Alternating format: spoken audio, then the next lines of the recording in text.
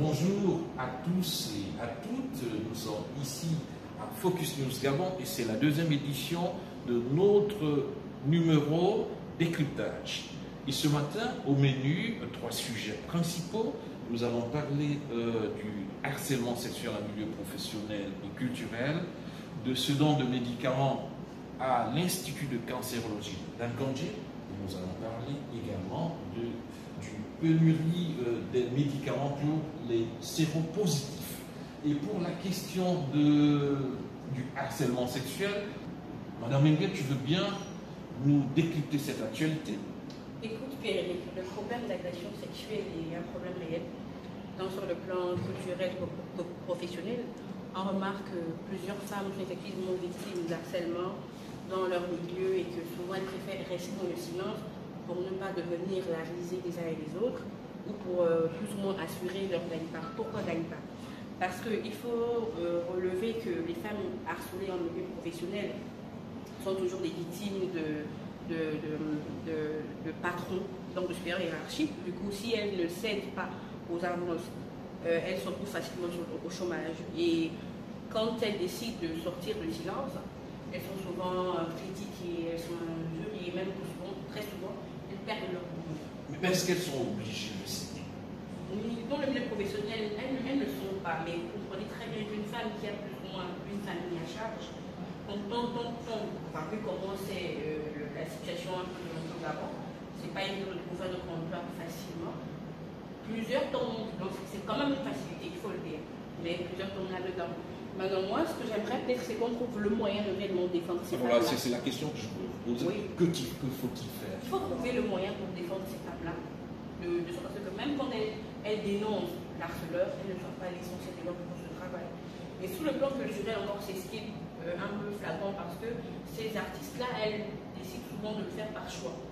Parce qu'elles aspirent à une meilleure carrière. Ah oui, mais je voulais venir à ce point-là, parce que lorsque c'est elle qui séduit, le plus souvent, elle ne parle pas.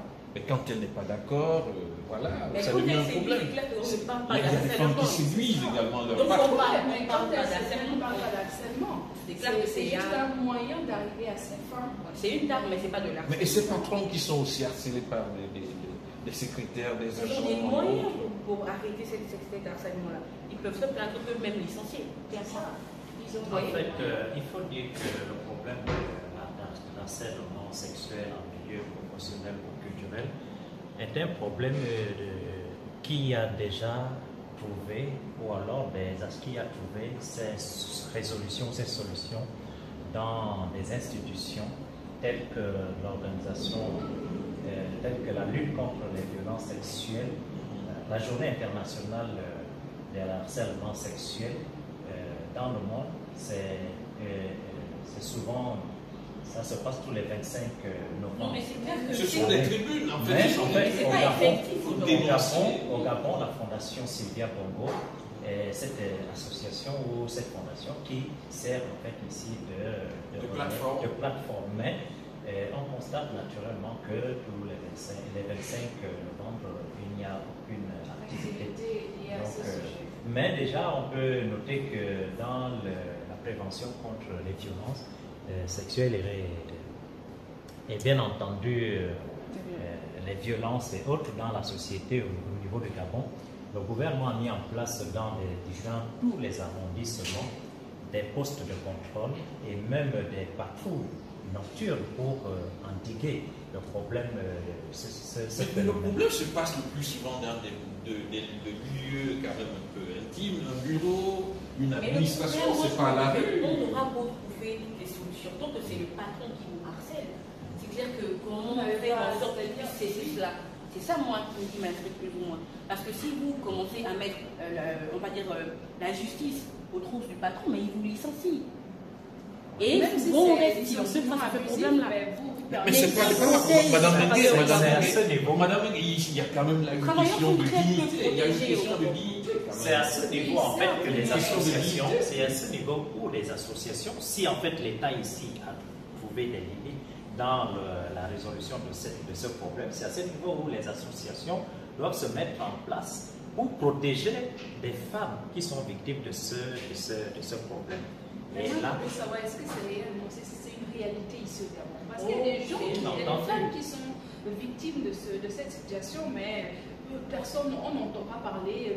Mais dans tous les milieux, dans tous les milieux, à l'université, dans les lycées, partout. Par contre, c'est tabou. Moi, je trouve que ça l'est parce que la plupart de ces femmes-là, vraiment, je m'excuse si je dis n'importe quoi, finissent par céder pour avoir ce qu'elles veulent. Mais on ne va pas oublier qu'elles ont d'abord été harcelées. Mais si elles cèdent, ça veut dire qu'elles ont consenti. On ne maîtrise pas ce qui a poussé ces femmes-là à en arriver là. Donc on ne va pas maintenant essayer de frapper sur les gens au sol. C'est limiter ce problème-là. Pour moi, qui serait très important, c'est trouver le moyen de protéger ces femmes-là qui ne veulent pas sortir avec des... C'est peut-être... Oui, l'une des solutions serait aussi... des associations fortes qui puissent réellement mettre fin à ce phénomène-là. Oui, éduquer également les femmes, dire aux femmes que le corps n'est pas un instrument de survie. Je pense qu'il s'agit aussi de promouvoir les valeurs. Parce que pour la plupart des femmes, le corps est un outil de survie. Et ça fausse l'équation, ça fausse le travail des associations. On va tomber dans notre débat. Si vous dites là, on tombe dans le oui, c'est parce que d'accord, ok. Je pense qu'on a épuisé ce sujet. Nous avons parlé de ce don de médicaments à l'Institut de cancérologie d'Andondje, un don de l'association de Sylvia Bongo pour la famille. Madame Désir, qu'est-ce qu'il en est concrètement? Oui, car il faut dire que la question du cancer est un sujet assez sensible, voire tabou dans nos familles africaines, et encore plus ici au Gabon.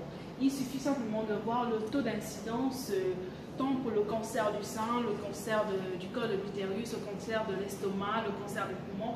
En fait, les taux sont tellement élevés pour une population aussi moindre que la nôtre que ça devient inquiétant.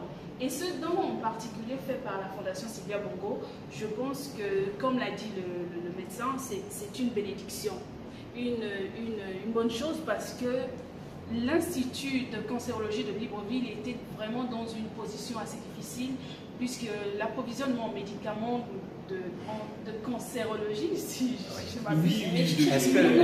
Moi j'ai une question. Oui. C'est vrai qu'on bénit plus ou moins le don de l'association, mais est-ce qu'on est conscient que c'est une association qui en est Ah oui, la grande question. Mais que fait le gouvernement? Moi, en fait, la question que je veux poser ici, c'est de savoir est-ce qu'on a besoin d'attendre qu'il y ait rupture de stock pour chercher des solutions à provisionner ou à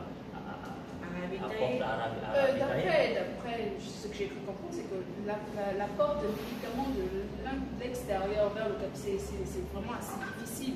C'est-à-dire que c'est tout un processus, tout un protocole qu'il faut faire qui n'est pas assez fluide au Gabon. Oui, la preuve pour... Est-ce les médicaments qui manquent ou alors les malades n'ont pas les moyens de s'en procurer? Oui, je pense que c'est dans les deux sens. Parce que les gens qui souffrent de cancer, la plupart ne sont assez nantis.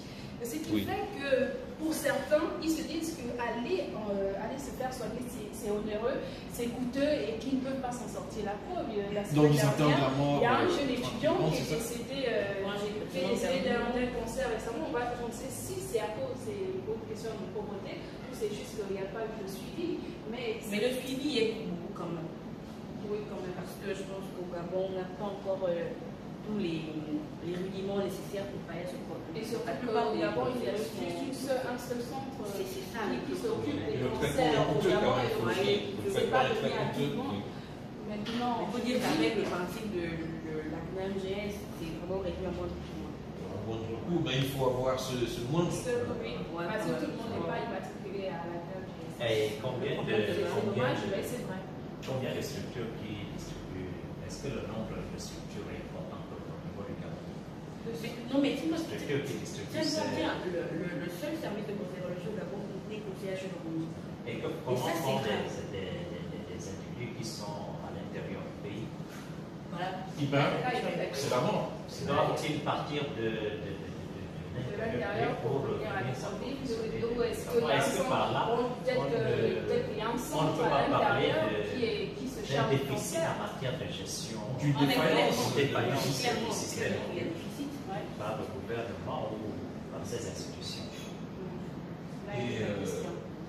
Ça nous rappelle également une autre actualité, celle liée au séropositif qui, depuis quelques semaines, ont du mal à trouver leurs médicaments.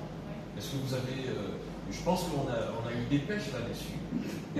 Daisy, qu'est-ce que tu en penses? Où en est-on? Est-ce que le gouvernement finit par trouver une solution à ce problème? Je ne vais pas m'avancer pour ne pas dire de bêtises, donc je vais dire que non, oui, entre guillemets, je vais dire que non, parce que jusqu'à aujourd'hui, on note toujours un grand manque. Mais la rupture des stocks, déjà constitue un problème.